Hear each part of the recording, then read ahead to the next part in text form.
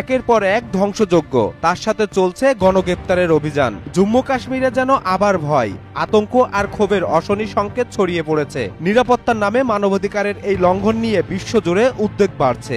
কাশ্মীরের আকাশে এখন শুধু ধোঁয়া আর কান্নার শব্দ।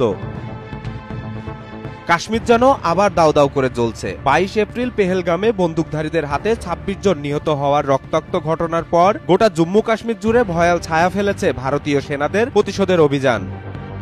কাতার ভিত্তিক সংবাদ মাধ্যম আল জাজিরা জানাচ্ছে, হামলার পর মাত্র কয়েকদিনের ব্যবধানে অন্তত 9টি বসতবাড়ি ধ্বংস করে দিয়েছে সেনারা। অভিযোগ, এগুলো নাকি বিদ্রোহীদের ঘাঁটি। কিন্তু প্রশ্ন উঠেছে, নিরীহ পরিবারগুলোর অপরাধ কি?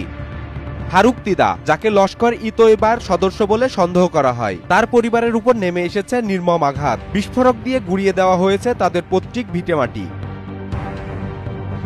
অথচ পরিবারের দাবি, ফারুক 1990 সালে পাকিস্তান চলে গিয়েছিলেন এবং তারপর আর কখনো ফিরে আসেননি।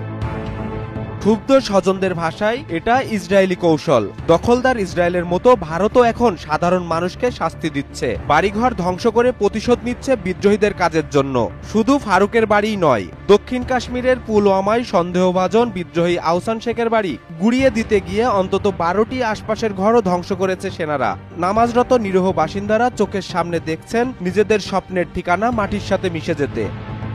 বাসিন্দারা ফুঁসে উঠেছেন, বলছেন, আমাদের কি দোষ ছিল? শুধু প্রতিবেশী হবার অপরাধেই আজ আমরা গৃহহীন।